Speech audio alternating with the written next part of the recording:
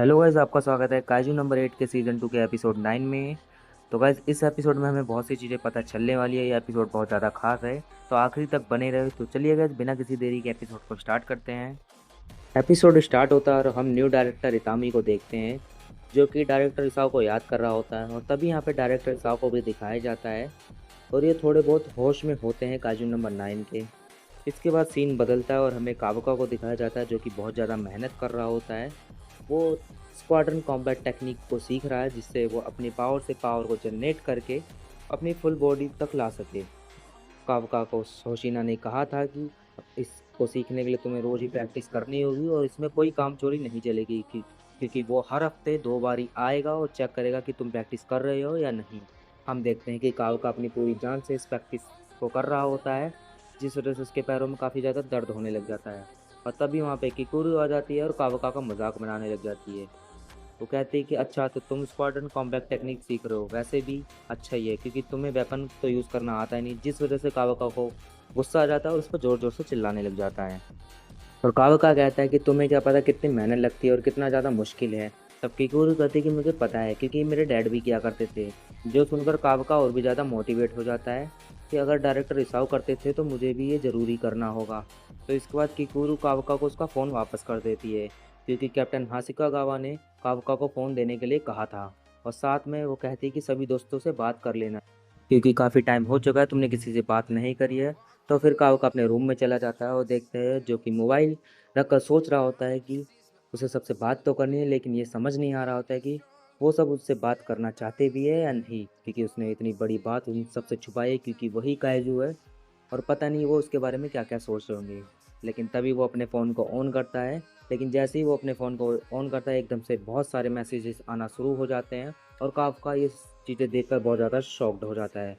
और जब वो ग्रुप में देखता है कि 500 से ज़्यादा मैसेजेस आ चुके होते हैं, काफ्का को लगता है कि शायद वो लोग इसे बुरा भला कह रहे होंगे, क्योंकि उसने इन सब से झूठ बोला, इतनी बड़ी बात छुपाई है। उसकी हिम्मत नहीं हो रही होती है कि वो मैसेजेस को रीड कर सके। लेकिन तभी रैनो का फ़ोन आ जाता है और काफ्का की हालत बहुत ज़्यादा ख़राब हो जाती है और हड़बड़ाहट में उससे फ़ोन ही कट जाता है। और लेकिन फ़ौरन ही हिकारू का कॉल आ जाता है, जिसे वो उठा लेता है और हम देखते हैं कि रैनो ही होता है जिसने कॉल मिलाया होता है। और रैनो के ऊपर वो चिल्लाने लग जाता है कि आपने मेरा फ़ोन क्यों कट करा, हिकारू का फ़ोन तो उठा लिया, और आप इतने ज़्यादा टाइम से कहाँ पर थे, आपने मुझे कॉल क्यों नहीं करा। माना कि उन्होंने आपका फ़ोन ले लिया था, लेकिन आप किसी और के फ़ोन से भी ट्राई कर सकते थे। आपको पता नहीं कि मुझे कितनी ज़्यादा फ़िक्र हो रही थी आपकी। कावका कहता है कि मुझे परमिशन नहीं थी। रैनो कहता है अच्छा, तो आप एक बारी कोशिश तो करके देखते। लेकिन काफ्का अपने दिल की बात बताता है कि वो बहुत ज़्यादा डर गया था। उसे लगा था कि वो अब उससे बात नहीं करेगा, क्योंकि उसने सबसे बड़ी बात सबसे छुपाई है। तभी यारू बीच में आकर कहता है कि अरे हाँ अंकल, हम सब तुमसे डर गए थे क्योंकि तुम्हारे पास काइजूस की पावर जो है। लेकिन इसका मतलब ये नहीं कि हम तुमसे नफरत करते, क्योंकि हम सब ने देखा था कि तुमने अपनी जान दांव पर लगा के हमारे बेस को बचाया था। और ये सब देखने के बाद हम तुमसे नफरत कैसे कर सकते हैं। और तभी कावका काफ़ी ज़्यादा इमोशनल हो जाता है और रोने लगता है। हम देखते हैं यहाँ पर किकुरू आ जाती है और कावका को ट्रेनिंग पर चलने के लिए कहती है, लेकिन वो देखते ही कावका तो रो रहा होता है और ये देखकर वो काफ़ी ज़्यादा शॉक्ड हो जाती है और कहती है कि इसे क्या हो गया। इसके बाद हम देखते हैं डायरेक्टर हिसाब को, जो कि कह रहे होते कि अब समय बहुत जल्दी ख़त्म होने वाला है। मैं काफ़ी टाइम से इसे अंदर से रोकने की कोशिश कर रहा था, लेकिन अब लगता है कि मैं इसे ज़्यादा देर तक नहीं रोक सकता। और साथ ही अब इसकी तादाद भी काफ़ी ज़्यादा बढ़ती जा रही है। तो इसके बाद हम जापान के अलग अलग हिस्सों का सीन देखते हैं, जहाँ पर काफ़ी ख़तरनाक दिखने वाले काजू दिखाए जाते हैं और जो कि नॉर्मल काजूस की तरह नहीं होते हैं। ये काफ़ी ज़्यादा डरावने और काफ़ी ज़्यादा पावरफुल लग रहे होते हैं।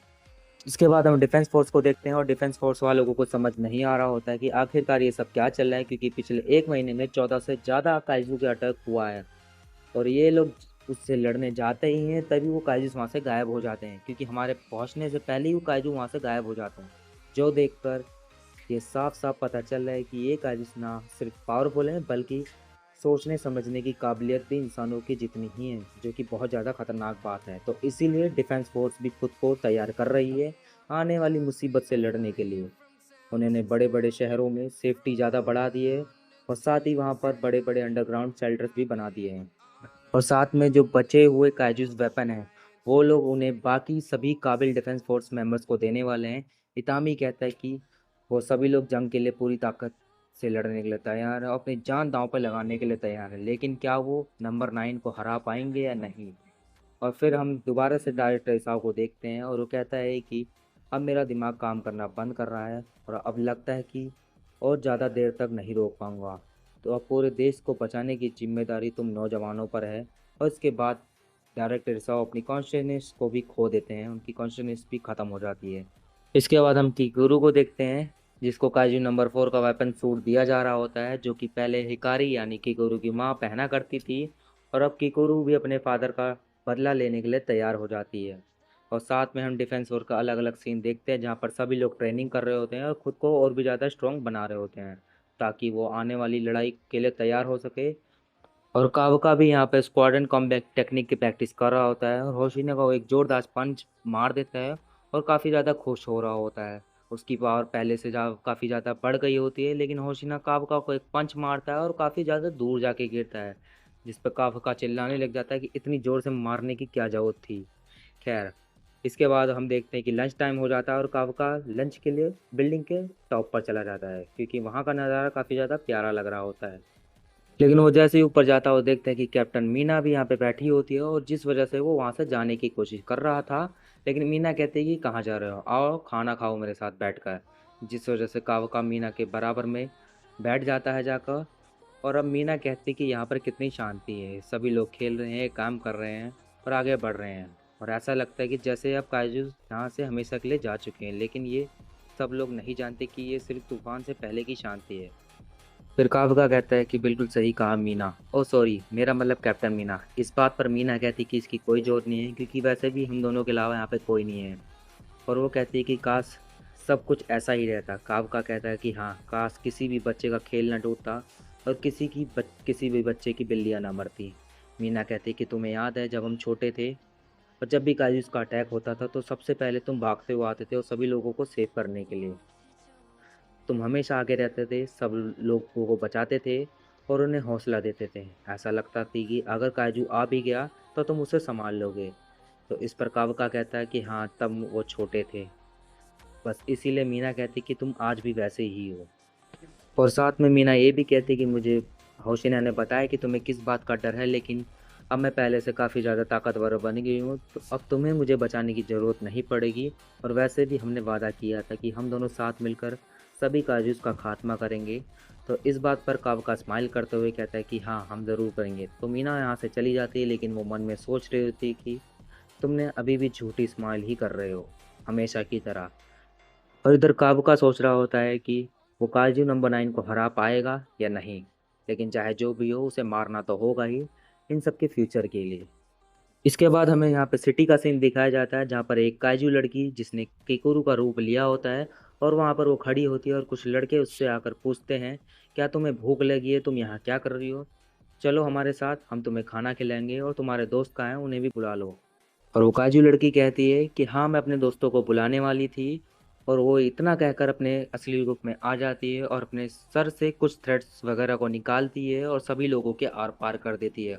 और इसके बाद वो ज़ोर से चिल्लाने लग जाती है और ये एपिसोड यहीं पे ख़त्म हो जाता है।